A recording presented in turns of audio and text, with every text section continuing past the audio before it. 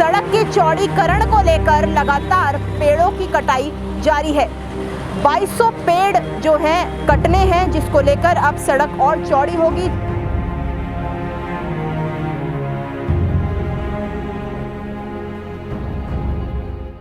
पर्वत संकल्प न्यूज, अब हर खबर आप तक।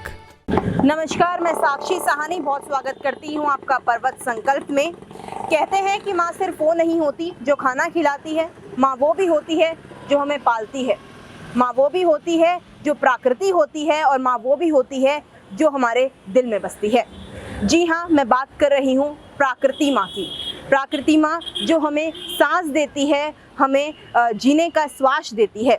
लेकिन क्या आपको पता है कि प्रकृति का एक अनमोल हिस्सा होता है पेड़, और जब हम उन पेड़ों को काटते हैं तो ना जाने कितनी ही सांसों को हम काट देते हैं।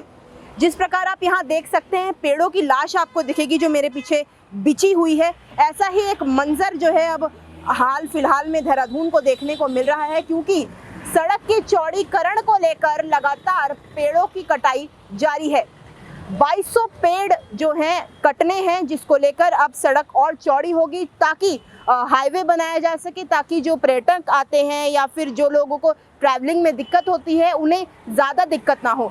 मैं अपने कैमरा पर्सन से कहूँगी कि वो आपको पूरा दिखाएं कि किस प्रकार जो है इतने सारे पेड़ यहाँ पे सहजधारा रोड पे कट चुके हैं, और अभी भी कटने की प्रक्रिया में जो है पेड़ जारी हैं, और लगातार पेड़ों की कटाई जो है जारी है ताकि सड़क को चौड़ा करा जा सके।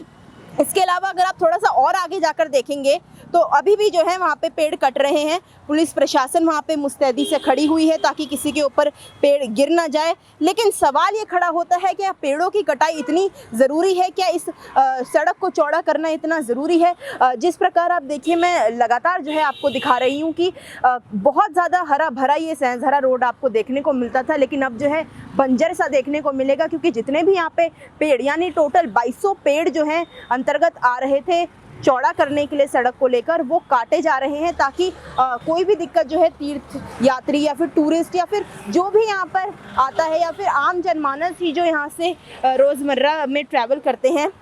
लेकिन एक सवाल ये खड़ा होता है कि कोरोना के समय में जब सबसे ज़्यादा दिक्कत हो रही थी ऑक्सीजन की, और उस समय हमने देखा कि कितनी ज़्यादा ज़रूरत थी हमें सांस लेने की, शुद्ध सांस की, उस समय सब तरस रहे थे ऑक्सीजन सिलेंडर के लिए। लेकिन अब जो पेड़ हमें सांस देते हैं, श्वास देते हैं, उन्हीं पेड़ों को काटने की ऐसी क्या मजबूरी आन पड़ी? बहुत सारे पर्यावरणविद संस्थान और बहुत सारे लोग जो प्रकृति से जुड़े हुए हैं वो इसको लेकर लगातार जो है प्रदर्शन कर रहे हैं कि पेड़ों को ना काटा जाए। लेकिन डेवलपमेंट के नाम पर और लगातार सड़कों को चौड़ी करने के लिए, सड़कों के विकास के लिए, विकास कार्यों को सुचारू रूप से चालू करने के लिए इन पेड़ों को काटा जा रहा है।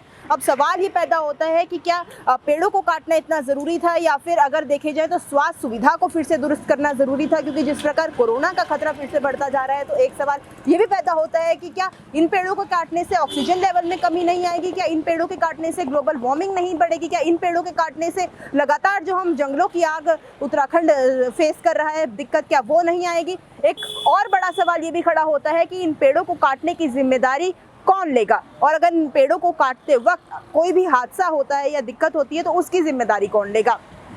सवाल बहुत सारे हैं, लेकिन इन बहुत सारे सवालों में सबसे बड़ा सवाल यही बनकर आता है कि आखिर पेड़ों को काटने की इतनी जल्दी क्यों हो रही है? अपने सहयोगी आर्यन के साथ मैं साक्षी साहनी, पर्वत संकल्प, देहरादून। पर्वत संकल्प न्यूज, अब हर खबर आप तक।